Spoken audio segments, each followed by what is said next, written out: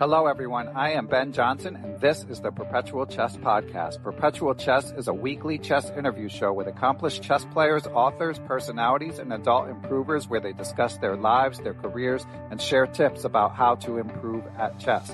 For more information, go to perpetualchesspod.com. So without further ado, let's get to the show. Hello, everyone, and welcome to another bonus World Championship edition pod of Perpetual Chess. This is possibly the last bonus edition, as Magnus is now within striking distance of ending this match early. I'm recording this on Wednesday, December 8th. Round 10 has just concluded. They drew today fairly bloodlessly after a win for Magnus yesterday. So Magnus now leads by a score of 6.5 to 3.5. He needs just one more point for the match to end. Of course, that could come in the form of a win on Friday, or two more draws in any of the four remaining scheduled games. If Magnus gets to 7.5 points, the match will be ended right there. More on the game shortly, but I wanted to tell you what we have coming in this bonus pod. We've got two great interviews coming your way. Number one is with world-class trainer and author, Grandmaster Jacob Aagaard of KillerChessTraining.com. Jacob, among many other distinctions, is the trainer and frequent collaborator of former U.S. champion Grandmaster Sam Shankland.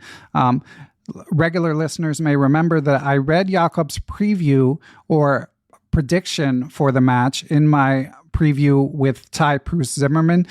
Jacob's assessment proved to be quite prescient, so I thought it'd be fun to invite him on and talk about what he has seen. Jacob does talk about what he's seen in the match, but he also talks about potential changes to the format of the World Championship.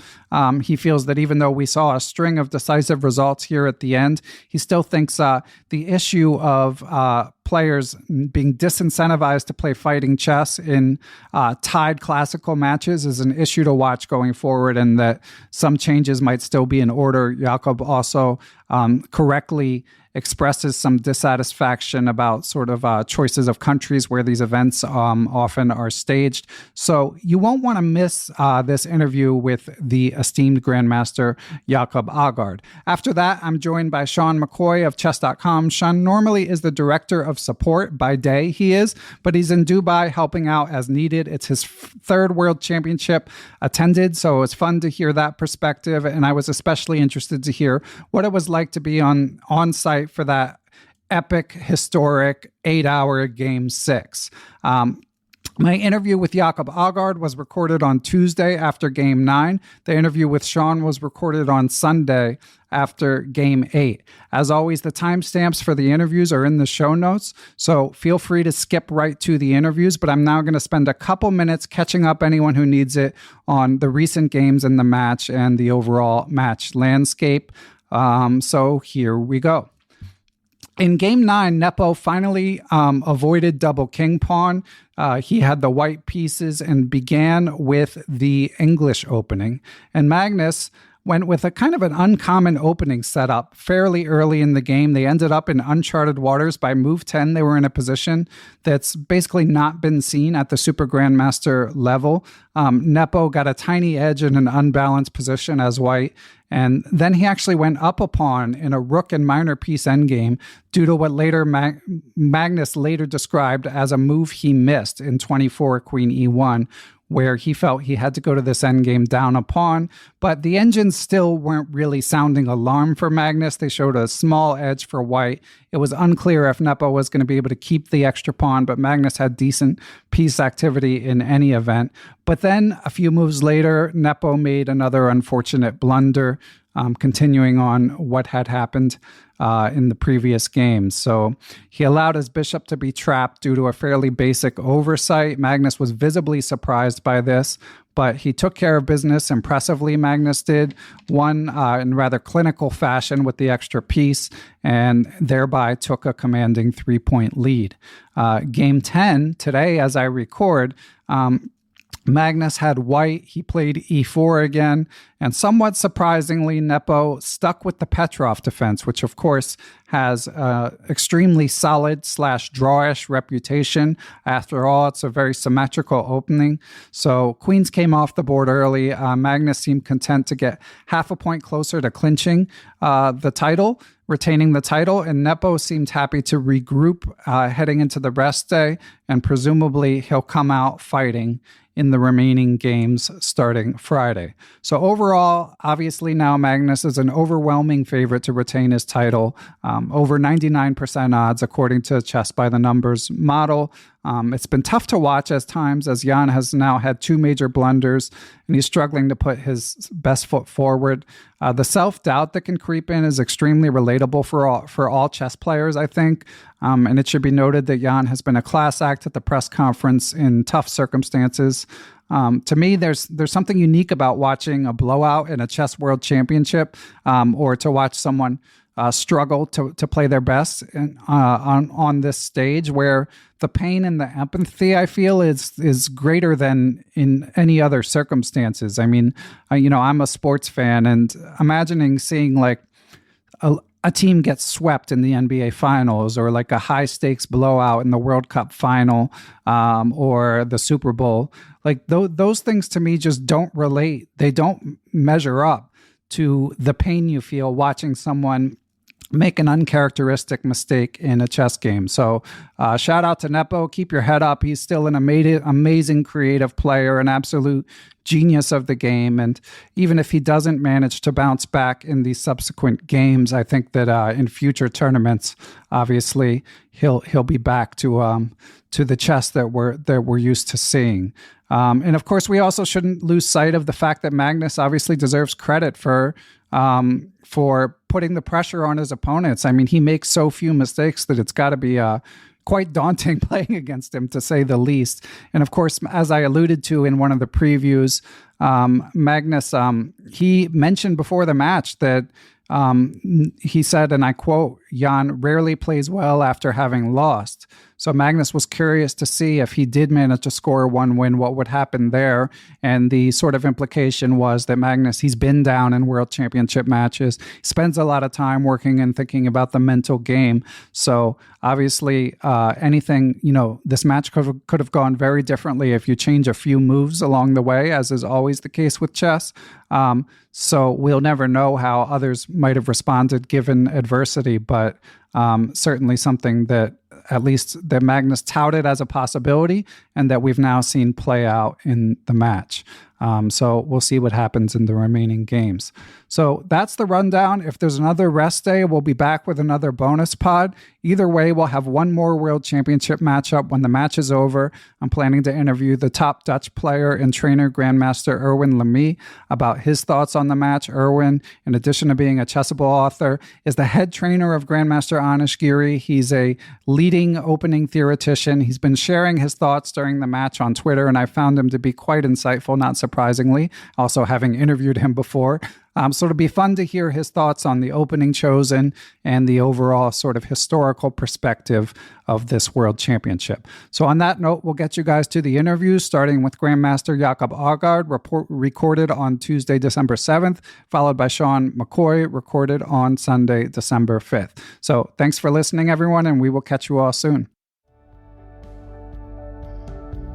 And we are here with our esteemed guest and friend of the pod. He's an award-winning author, co-founder of Quality Chess. He's also the founder of Killer Chess Training, which features himself, Grandmaster Sam Shanklin, and a team of highly respected trainers. We are recording after Game 9, where Magnus has now taken an even more commanding 6-3 lead. And I reached out to our guest, GM Jacob Aagaard, to see if he could expound on what he wrote prior to the match. Those of you who heard my interview with Ty Proust Zimmerman may have heard a quote I read from Jacob with his assessment of the match going in. I'll just reread it quickly, and these are his words prior to the match. He said, "I believe Carlsen will retain the World Championship in less than 14 games, most likely 13. Nepomniachtchi has won against Carlsen in situations where Carlsen overpressed, but he has no reason to do so here. Also, seeing Nepomniachtchi win games the way he won in the candidates, I find unlikely. The level is much higher in the match. Most importantly, Nepomniachtchi always finishes badly. He wears out. He has lost weight and probably gained stamina, but it may not be enough this time. Carlsen does have weaknesses. He can lose focus and be arrogant, but he's matured a lot and seems much wiser than he was. He no longer believes it's a divine right for him to win. In 2014, he lost a game where he did not review his files. In 2018, I believe he mixed up the move order. I do believe that his biggest weakness is straight out of the opening. And basically, a lot of that has played out. So, Jakob, what is there anything that has surprised you about the match? And thank you for doing this, of course. No, I think. Well, first of all, I think my prediction is maybe inferior to what it was in 2016. But there, of course, it wasn't made in public. It was just made in private to my good friend Alexander Motylev, who was one of the coaches of Karjakin's team, where I said that Karjakin, he should just defend, and then Carlsen, he would think it was his divine right to just win the match, and when that didn't happen, he would get frustrated and overpress, and Karjakin would get a chance. But then suddenly there would be a different Carlsen, one willing to take risk and go for it, and then probably would end in a playoff, and then they should have a whole new strategy ready for a playoff. And that was entirely correct. As Motylev, he also later wrote to me and said, the only problem was that Karjakin, he thought before the match, if I reach the playoff, it's such a huge achievement that, no reason to worry about that now. And then suddenly he's in a playoff and has no trumps up his sleeves. And that was a big regret there. But this time here, I just think that compared to Karjakin and Caruana, then Nepomniachtchi is just too unstable. And normally I haven't been very impressed with Carlsen's strategic preparation for the matches. His preparation is usually based on openings, mainly for black. And the idea of the team is our player is the best player in the world, which is absolutely true. And if we just do good work, we will win the match. But this idea of not having a narrative to how you win the match, I think that has been a very, very big minus for him in the last two matches. But this time, the narrative of how you win the match is very easy. You wait for Nepomniachtchi to make some sort of substandard move at some point, and then you strike. And this is what happened in both Game 8 and Game 9. Now I don't remember the win in Game 6. So, yeah. I'll never forget Game 6. But one question I have for you, Jakob, Game 6 was the long end game. Yeah, that was also just wearing him out. It's just a standard strategy. No, I want to say this is not only my analysis. This is you mentioned Sam Shankland as one of the coaches of Kilchester. He's one of the owners as well, and I work closely with him all the time. And the prediction is in part his. He said it, and I saw that he was right. And you asked, and then I repeated it. So I'll take minimum credit this time, I think. Well, thanks to you both for your insights. Now, I have to ask, Jakob, I mean, it's amazing how quickly things have changed. After Game 5, we had the full-on death of classical chess narrative going strong because it was just draw after draw, and Nepo seemed to be showing pretty good form, excellent preparation. Did you have doubts about sort of what you had expected, or did you feel like this is going according to what I expected? Because all along you felt like it was going to be a battle of endurance. No, I thought... First of all, it's.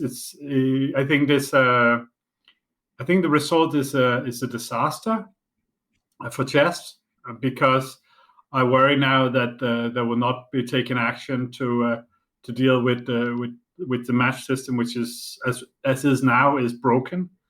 We have a big problem with the World Championship that they move it around the world, but the money come out of Russia. We don't have international sports sponsorship.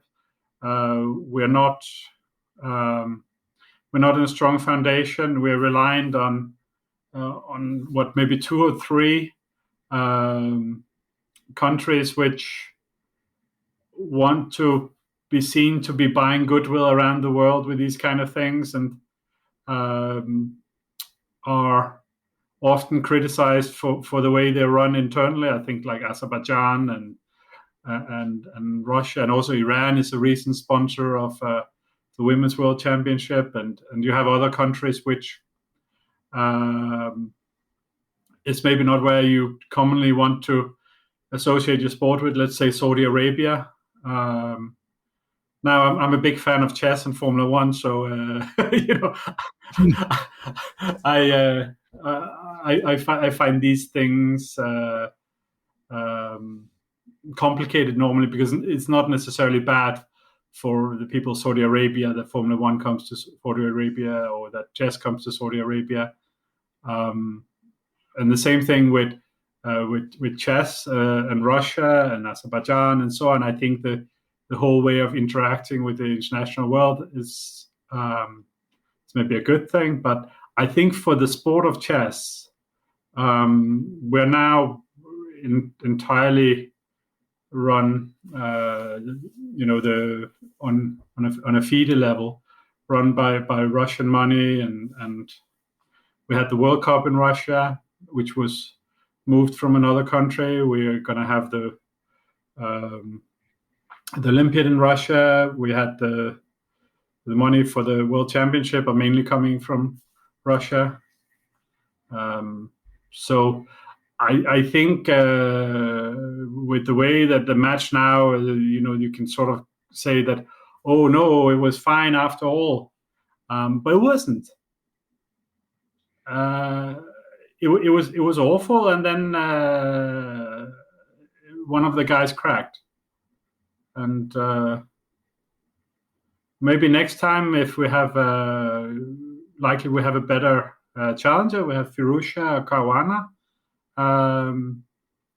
maybe Wesley So, then I think we will have a much more interesting match. But you can do all the improvement of the systems anyway, and they're not difficult. You can have the prologue, which has been talked about for a decade now, which is having the playoff before the match. You just call it the prologue, and then you go into every game, classical game,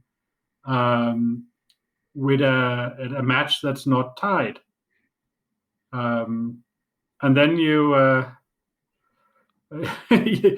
don't have this risk aversion. And it's not just the World Championship. We saw it last time around. The FIDE organized the Grand Prix with these knockout tournaments. There were so many draws in classical chess, and then people would try to go for win on some blunder in blitz or rapid. And for me, it's I have nothing against blitz, nothing against rapid. I have nothing against blitz World Championship. I have nothing against rapid World Championship. I like both, and I also like the classical World Championship. And the idea that somehow you have to mess rapid into it, I don't understand it. I can understand that it's benefits some player, while for other players it would be a huge minus. But this idea that Carlsen has talked about sometimes, that there should be more rapid in the World Championships, I don't see the point to it, except that he would probably benefit immensely, because in rapid he's much stronger than everyone, only followed by So and Nakamura, and they cannot keep up in classical. And in classical he's much stronger than So and Nakamura, but not necessarily Caruana, Dinglier, and Firusha.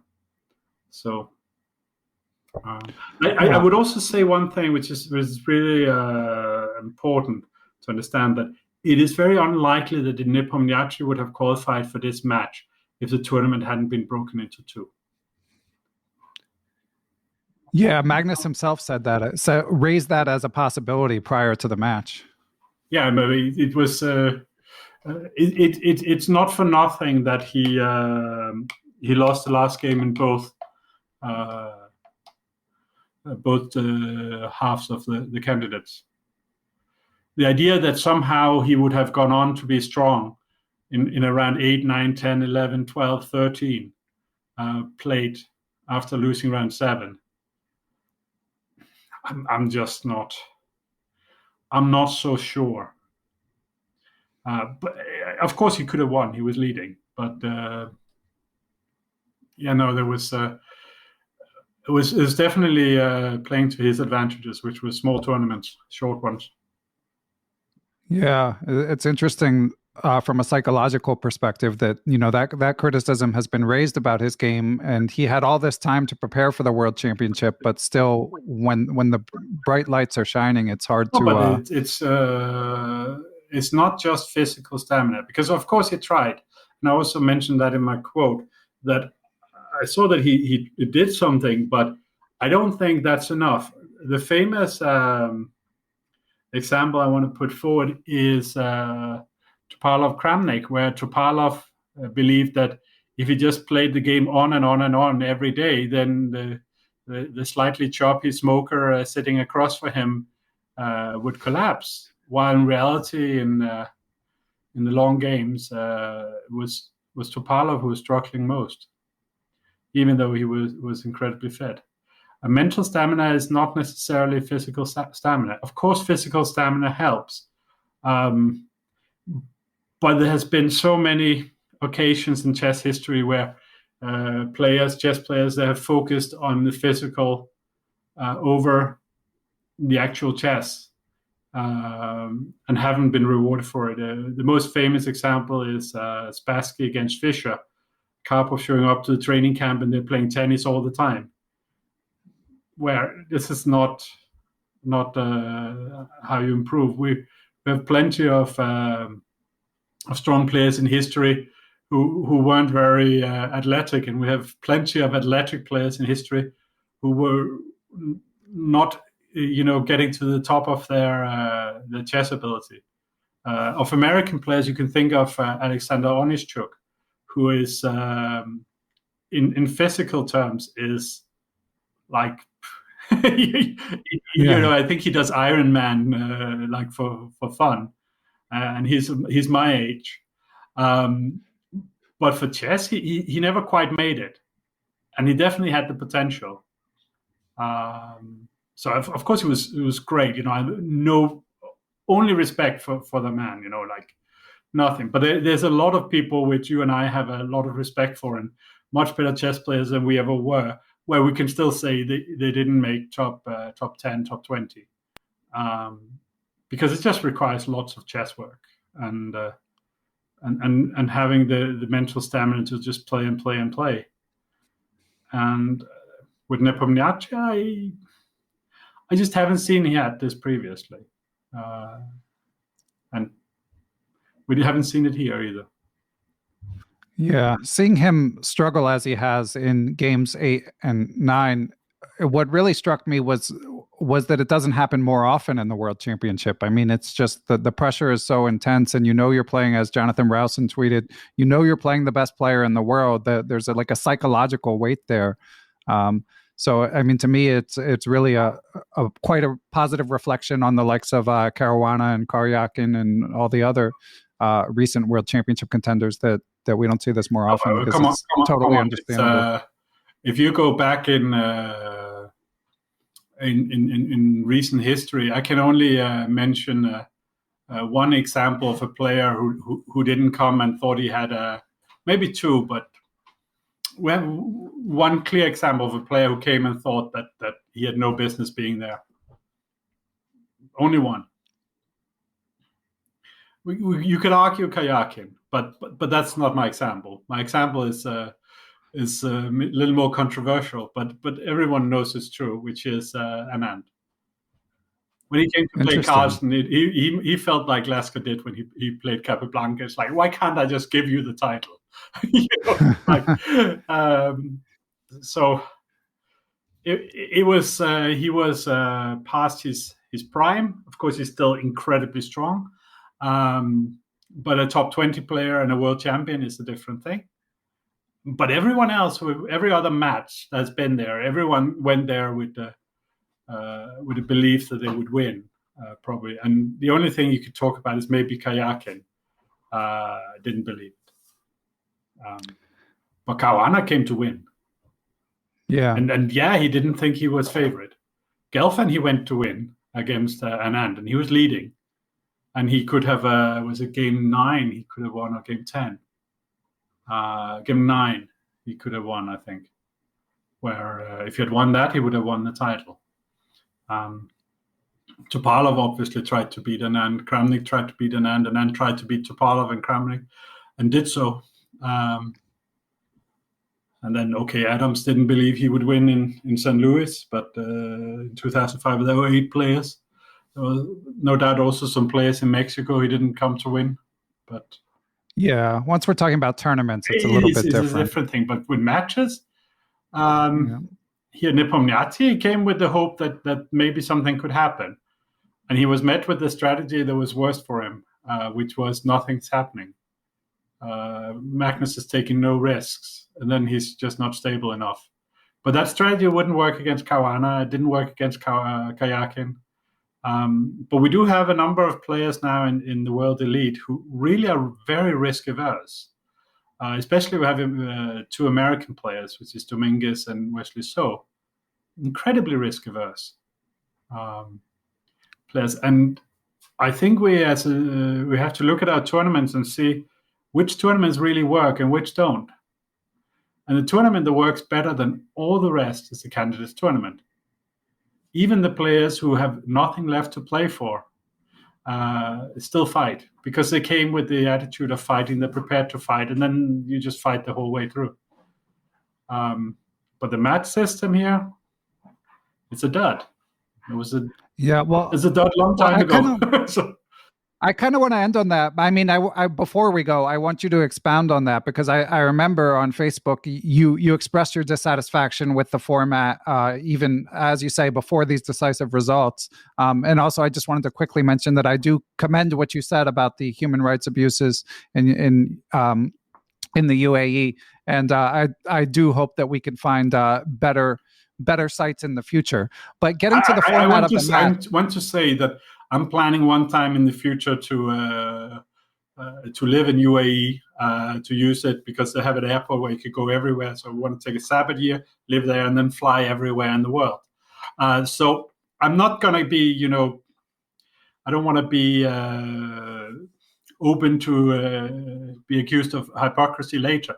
I'm just saying we're very reliant on money from very few sources who want to buy credibility, and UAE actually didn't really sponsor this match. They are hosting it. The prize fund comes from Russia, as far as I understand. Interesting. And we're very reliant on single source of funding, and have been for a long time. And of course, I want to commend my my friend and one of the greatest benefactors chess has ever seen, which is Arkady Dvorkovich, who does all his work for the love of chess. He really does.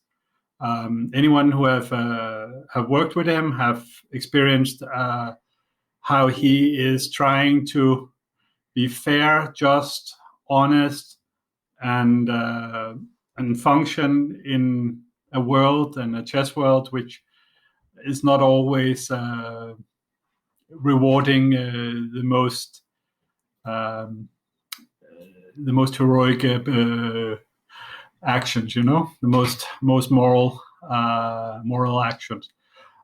So I want to say this. So FIDE has structural problems.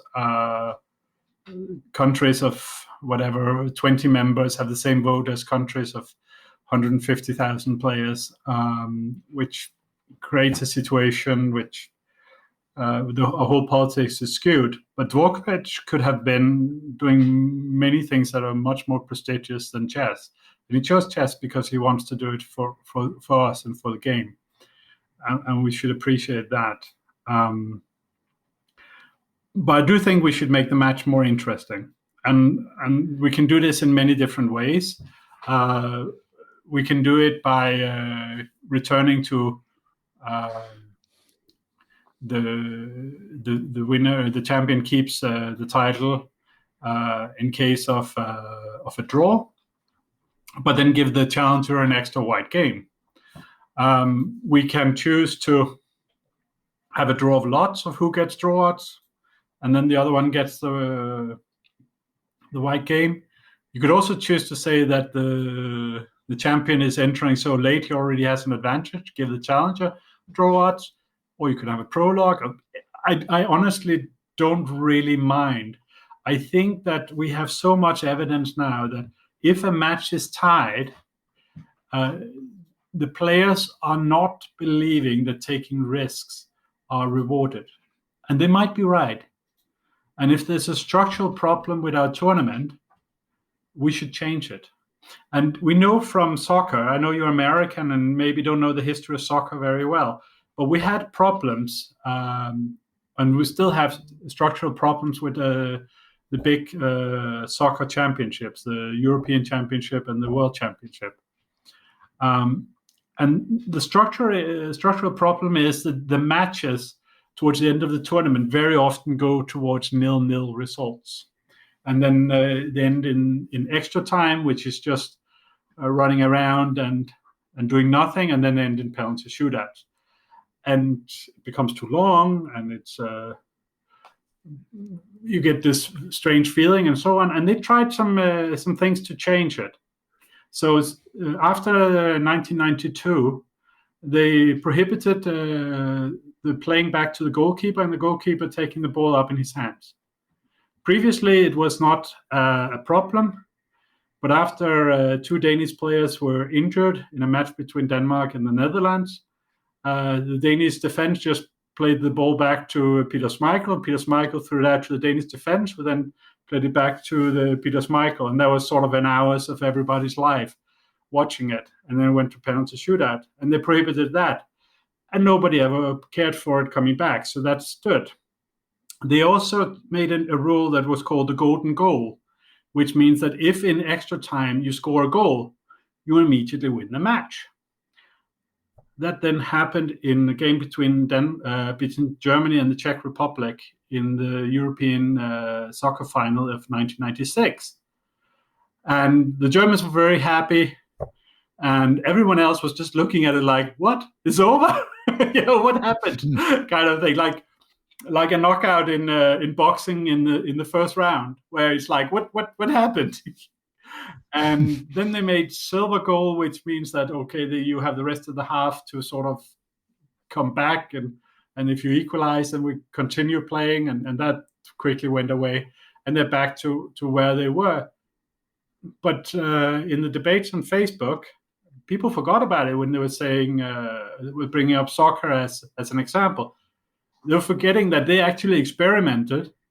No lasting damage done to the game. In chess, we can have a prologue, see if it works better next time, World Championship. And we will not have a big problem. If they decide it didn't really work, don't do it again. It will be fine. And if it works, then, the thought that we should have done it earlier, which probably should have been 2013, well, at least we did it this time round in 2023.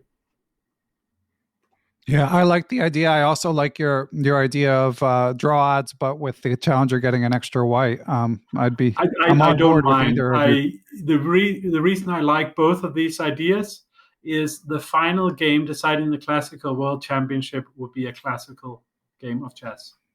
For me, that matters. It's you've seen the movie Seven, I'm sure. I actually haven't. Okay, but anyway, you sort of can guess there's 7 murders. And the last murder is somehow, in some way, it hurts in the way that sort of feels like narratively it's a little bit forced, without ruining for anyone, hopefully. But there is another logic at play, which is a 7. You have to have the last one. Otherwise, it's not 7. And the same with Classical World Championship. Now we had out of the last 5, we have 3 that's decided by rapid. Okay, this one makes it 3-3, but that's not good, is it?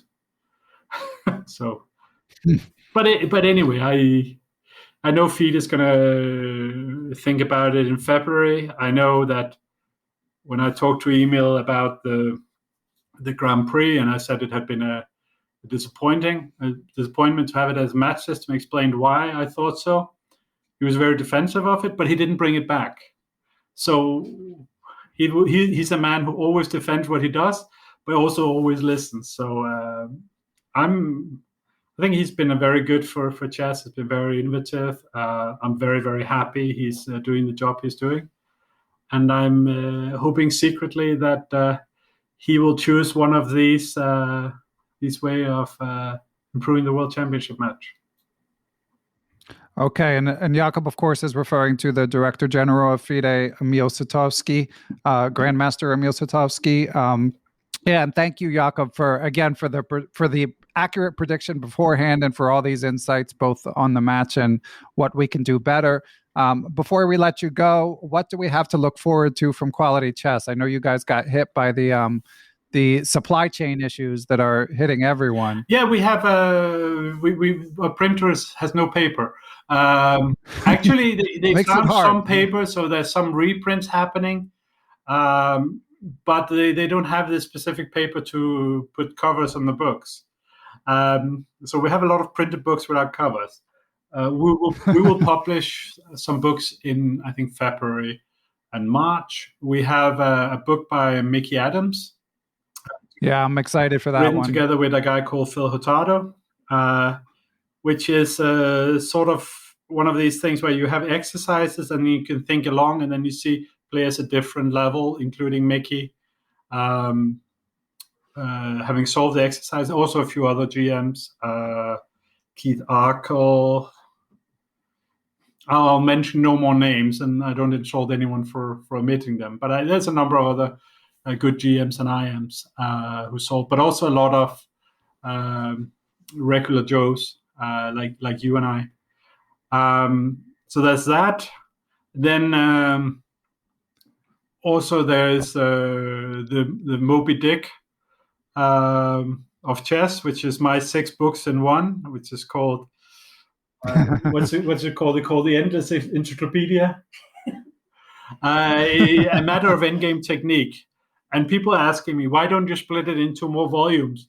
It's already split because it was supposed to be middle game and end game. And then I had 1,100 pages draft of just endgame. Wow. And it's essentially 6 books in one.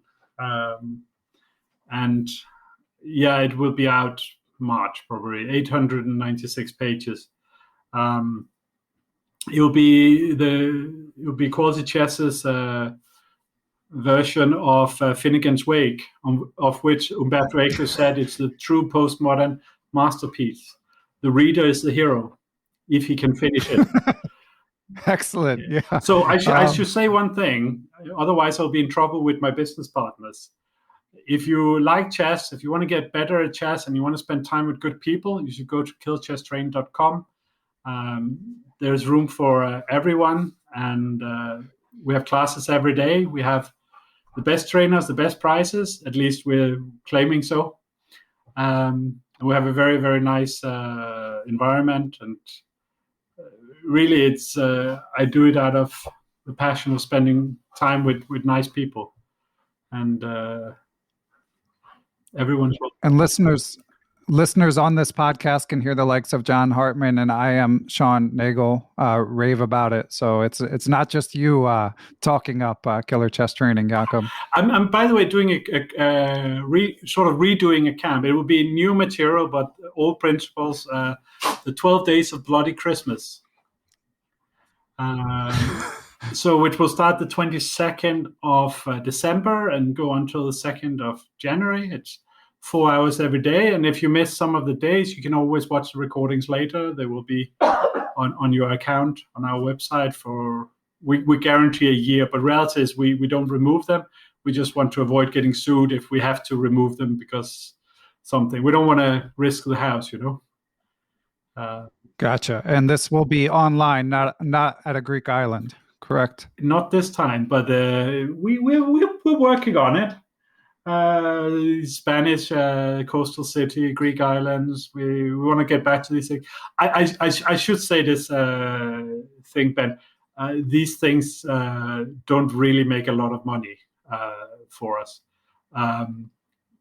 But we get to spend time with nice people, and we get to do chess, and that's really, really what we love doing. Excellent. And in the IRL case, maybe even meet your famous dog, Lucy. Yeah, we can we bring Lucy to Spain or something? Yeah, we could try. We could try. All right, we've got it on the record there. The camps are normally I have some pre-pandemic we had camps in Glasgow, grandmaster camps. Jeffrey Chong, Sam Shankland, Ryan Tari, Pragnananda. There are a lot of very strong grandmasters came here for camps. And in future, they will have to put up with Lucy if they want to come. Excellent. All right. Well, Jacob, thank you so much. This has been great, and looking forward to the Finnegan's Wake of chess, among other things. Thank you very much, Ben. Always a pleasure. Hello, everyone. We are here with another special guest joining us directly from Dubai. He is normally working as the director of support with chess.com. Of course, he is in Dubai with chess.com. He used to work in mixed martial arts, and now he began chess when he's 30. He's worked his way up the ranks and making a living from chess, living every club player's dream. And he's here to tell us all about his perspective from Dubai. Shaun McCoy, how are you, Shaun? Oh, I'm doing great. It's fabulous to be here. Yeah, I can only imagine, as we've discussed in prior interviews with your roommates, Jonathan Korbla and FM Mike Klein, your roommates over there. So we know that your day job, Shaun, is director of support with chess.com. What are your responsibilities over there in Dubai? Well, the good news is I got an English degree as I was going through college, so I'm sort of qualified to be a journalist. But at the moment, I'm sort of a glorified grip. I carry things from place to place. I get people coffee. I take a few pictures. Yeah, whatever it takes to get over there. I did hear you at one of the press conferences ask a question, though, correct? Yes, absolutely. I've asked some questions and messed with Magnus a little bit. What was the highlight? First of all, how do you feel? Are you terrified when you step to the mic? I think I might be in your shoes. Well, I was actually pretty calm. I used to do MMA, and I wasn't too worried about Magnus getting up and body slamming me. So, yeah, and I guess you've done TED Talks, etc. So I guess the fear of public speaking that, as Jerry Seinfeld famously said, people fear more than death itself. You may not have it as much. And yeah, Magnus, they do have a tendency, both Jan and Magnus, if they're not thrilled with the question, they're not afraid to say it, but they generally say it in a polite manner. Yeah, and I've seen them do that a couple times. And you never know, it's kind of random. Sometimes you'll give them a terrible question and they'll stop for a second, think of something funny and fire back with that instead. But, Yeah, so what any highlights amongst the questions you've gotten a chance to ask, Shaun? Well, I was really shocked that I asked a question about the noise in their room. I had actually heard earlier that they were able to hear some sounds from through the glass. But we had a band go by with drums and trumpets. It was a huge celebration and they hadn't heard a thing. So I was kind of shocked about that. Yeah, I was actually glad you asked that question because, of course, I watched the broadcast that day. I hadn't realized it was you that asked that, but I watched the broadcast and yeah, there was a party going on. I mean, at some points for the broadcast, it was quite loud. So I did find it interesting that the soundproof glass is really doing its job. Yeah, and today there were fireworks, or in the last couple of days, because it's been the 50th anniversary of the United Arab Emirates. So yeah, it's good they built that one well. Yeah, and fireworks in more ways than one since we're recording on Sunday and Magnus just won for the second time.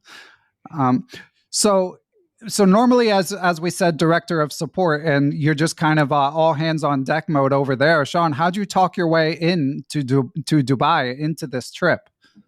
I wrote an email to Danny Wrench and I said, "Coach, take me off the bench. It's my time." But I've also helped, I've been to previous world championships, both in London and New York. And in London, I actually did a good amount of help while just being there on vacation. So I kind of was interning for the job beforehand. Excellent. And we've already gotten this perspective from John MacArthur, that interview will have aired the previous day. But as someone else who's been to the last three World Championships, how do you compare them? What are the major differences? Well, one of the things that I would say is kind of a negative is that this is part of the exhibition. So the insularity and just it feeling like the mecca of chess isn't quite there. But there are a lot of things that are incredibly positive. One, the games having decisive results makes it a lot more exciting than London. And there are other things going on well, like the broadcasting, I think, gets better every single time I watch these things. And there's a lot of different broadcasts to choose from. Of course, everyone should choose chess.com. But that panoply of choices, I think, is really good. Yeah, I mean, as I've said before, I'm just staggered by the array of excellent choices. I could watch any of them and be totally content. So in your mind, it's a negative. The negative of it not being like primarily chess focused over there outweighs any positive from sort of passersby who are just there for the global expo and kind of stumble into the chess. Well, I liked because we did get people who weren't into chess, who had just kind of seen it and wanted to see what it was like in the other locations. But they kind of knew that they were going to it. We've got people kind of walking by going, "What the heck is this?" And there's less places and less people, I feel like, sitting down and doing analyzation and trying to figure out what's going on. And that was part of my favorite things at the previous two World Championships. Okay. Yeah, that makes sense. But I'm guessing nonetheless, you've gathered some highlights while you're there. So so far, what has been the highlight of your trip, Shaun? Oh, goodness. Well, that last, the first game that Magnus won was insane. Just watching that was an absolute fabulous thing. There's also a moment when you're in the playing hall and everyone's kind of looking at their phone and looking at the screen and looking at the players. And then someone makes an unexpected move. And then there's this kind of inhalation of breath. The playing hall this time is larger than the previous two, so that effect was pretty epic. So that's a highlight. But then we've also had just a blast, running the booth, doing blitz things, and we had a competition with Chess 24 where our hero Alexandra Botez defeated their hero, and so that was a highlight as well. Good scout there. Was this was Hans Niemann playing the Chess 24 role, or do you recall who it was? I don't. It wasn't Hans Niemann. I don't believe it was a younger fellow. Okay, interesting. And let's go a little deeper on Game 6 because I mean, instant classic. Obviously, it's going to go in the annals of chess history. So, were you working the booth when it was going on? What was? How were you able to take that in? Yeah, so I wasn't working the booth. I was doing different things around the hall. But the good thing about chess is that it lasts a long time. So I was able to keep checking in on the game and keep an eye on the progress. So some of it I watched from the playing hall. Some of it I saw from the commentary on chess.com. Some of it I heard from Fishy Anand's commentary because it's right there. And some of it I saw from the press room. So I got in a lot of different pieces, but that ongoing flow of just the constant equal fight and Magnus just getting a position which looked more and more visually like it was breaking through and watching those choices narrow for black until he made a final misstep. It was just a wonderful thing to watch. Yeah, I'll certainly never forget it, even sitting at home. And for me, the first time control, the time pressure they were in, obviously, we both play tournaments, so we've been in our own time pressure. And you, of course, see it watching classical chess, watching the heavyweights collide. But there was something about it being in the World Series, the World Championship, that it was basically one of the most heightened moments I ever remember watching as they rushed to make the first time control and the eval bar swung back and forth. So I'm curious, Shaun, what were the circumstances under which you watched that handful of moves? Well, that I actually missed. Oh, so wow. I got to it after it had pieced out and kind of become even again. And people were saying that both sides had winning chances. And I felt it was almost fair and almost fate that those moves that were made in such haste didn't decide the game. But I did watch directly when they made it to the final time control and only had 30 seconds. I was actually in the press room waiting for the press conference for when it was going to start, and they had the broadcast up there. So we were able to watch that. And even the people hired by the expo who had nothing to do with chess and were just there to like set up chairs and stuff were watching the screen. And like one of the guys instantly became a chess fan and said it was one of the most exciting things he'd seen. So that's always fun to see about chess. Yeah, as a former poker pro and poker fan, I had a similar sort of worlds collide moment just watching online when Doug Polk, very prominent poker player and podcaster, tweets out like, "Stop what you're doing and turn on the World Chess Championship." I mean, our friend of the pod, Jen Shahadi, has interviewed Doug. He is like a bit of a chess aficionado. Probably rated over 1,000, but still, it's always nice when you have people who are never expressing an interest in chess publicly suddenly like, holy crap, look at this. Yeah, I feel like chess is on a new level. Everything after Queen's Gambit and the pandemic it's just a different world. And I've heard people say, "Oh, it's not quite as big as Fischer Spassky." But if you think about it, that kind of required a Cold War to bring it to the forefront. Right here, this is just chess.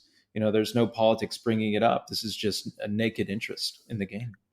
Yeah, and obviously it's a different world in terms of like people's attentions are so diffuse these days. There's so many different media outlets and channels on TV and so forth that Fischer Spassky itself can never be replicated. But yeah, it's a good time to be a chess fan, good time to be a chess player. So Shaun, of course, I know Corbla and Mike Klein well, as do you. Listeners, whether they know them or not, if they heard our prior bonus pods, hopefully have a sense for Mike and John's both on engaging personalities. Do you have any stories of misadventures away from the work environment, or is it too much work, too much going on for you guys to have much fun over there?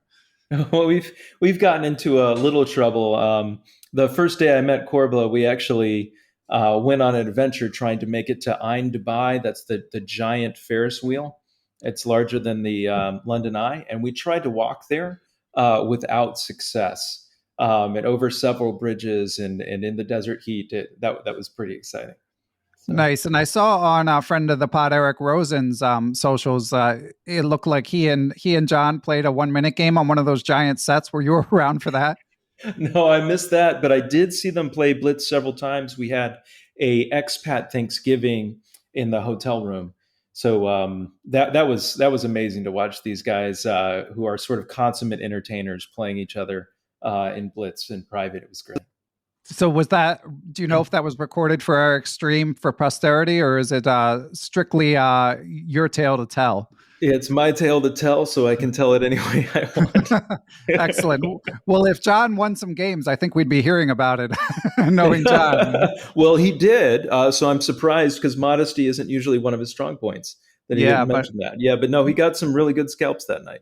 Yeah, I'm not surprised. John is a blitz monster, and in our first interview, he detailed his sort of approach. I mean, he goes out of his way to play unsound openings that he probably knows better than his opponents.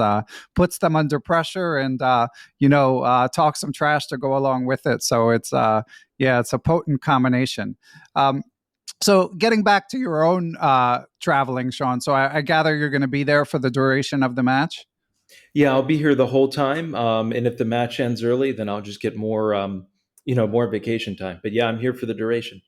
Yeah, as we record, I mean, it would have been unthinkable after the first 5 games to ask about if the match ends early. By the time people hear this, they'll know more than we do, being that 2 more games will have been played. But I was just going to ask what would happen if it ends early. So no thoughts of you could either, I guess you could try to go home early, or you could plan some sort of trip. I mean, is it too early to think about that sort of thing? Oh, I think it's very likely that I would head to Oman or something like that, or pal around Dubai. There's a lot of fun things to do here. So I can't imagine myself wanting to go home early. It's cold back home. Where do you live when you're in the States? Oh, Charlotte, North Carolina.